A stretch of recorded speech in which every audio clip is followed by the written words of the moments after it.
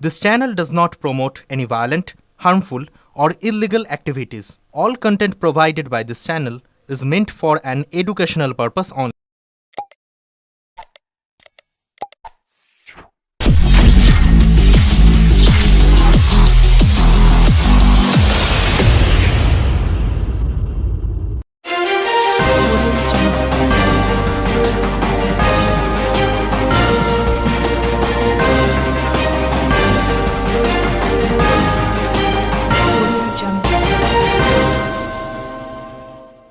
দু ভোট পরবর্তী হিংসা মামলা গোরাপ থেকে গ্রেপ্তার ৩ পাঠানো হলো চুঁচুড়া আদালতে।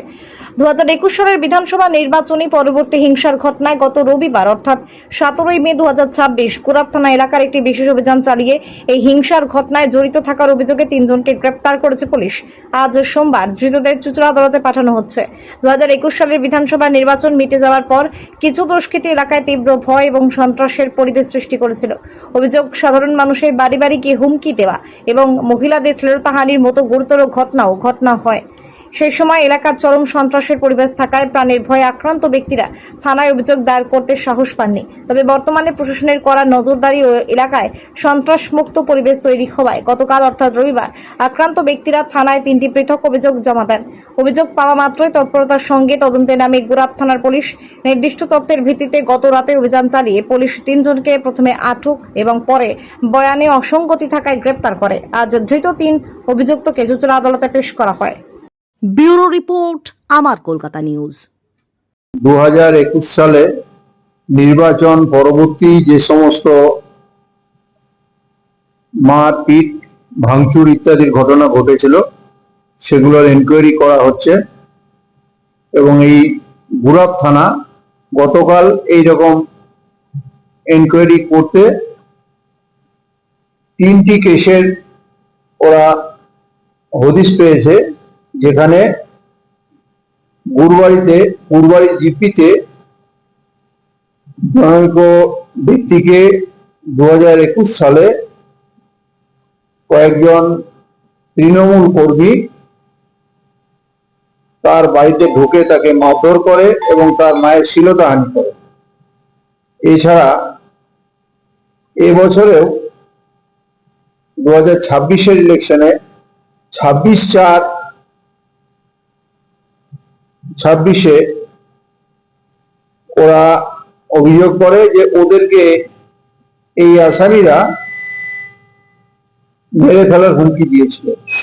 এই অভিযোগের পরিপ্রেক্ষিতে গোরাপ থানাতে গোরাপ পিএস কেস নাম্বার 101, 102 এবং 103 এই 3টি কেস রেজিস্টার্ড হয়।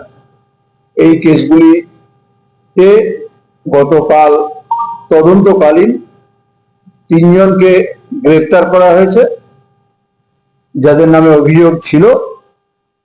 গ্রেপ্তার করে ওই 3 জনকে আজকে চুঁচুড়া মাননীয় সিজিএম এর আদালতে পাঠানো হয়েছে। এই ধরনের আর যত ঘটনাগুলি ছিল সমস্তই আমরা তদন্ত করব এবং প্রয়োজনীয় লিগ্যাল স্টেপ ইনিশিয়েট করা হবে। এরা প্রত্যেকদিনই তৃণমূল নেতা। গতকাল যে 3 জন ধরা পড়েছে তার মধ্যে তৃণমূলের এক অঞ্চল সভাপতি আছেন আর বাকিরা সহকর্মী। গুরবাড়ি কত মানে কোন পঞ্চায়েত, 1 নম্বর না 2 নম্বর?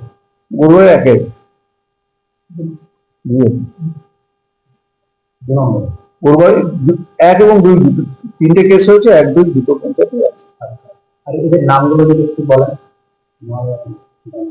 কোর্টে পাঠাচ্ছি তো আমরা। এদের মধ্যে 3 জন যাদের আজকে পাঠিয়েছি, একজন হচ্ছে সুখদেব মাহাতো, 2 নম্বর হচ্ছে প্রণয় চক্রবর্তী আর 3 জন হচ্ছে টুলটুল দাস। আমি যেটা বললাম যে এদের বিরুদ্ধে অভিযোগ ছিল 2021 ভোট পরবর্তী হিংসা। এতদিন পর মানে এতদিন পর অ্যারেস্ট মানে আমরা আরো খতিয়ে দেখছি ওই সময়ে যে ঘটনাগুলো হচ্ছে। এবারেও এই নির্বাচনের পরবর্তী সময়ে যা যা ঘটনা ঘটছে আমরা সেগুলোতে ব্যবস্থা নিচ্ছি এবং 2021-এর নির্বাচন পরবর্তী ঘটনা যেগুলো হয়েছিল সেগুলোতে কিছু কেস হয়েছিল, কিছু ডায়েরি হয়েছিল, সেগুলো আমরা এনকোয়ারি করে খতিয়ে দেখে কেস স্টার্ট করেছি নতুন। মানে 2021-এ আরো যে সমস্ত কেস হয়ে আছে যেগুলো আমরা ইনকোয়ারি করছেন মানে অভিযোগ প্রমাণিত হলে কি অ্যারেস্ট পাবে বাকিগুলো? নিশ্চয়ই অ্যারেস্ট হবে। সমস্ত ক্ষেত্রে আমরা লিগ্যাল অ্যাকশন নেব।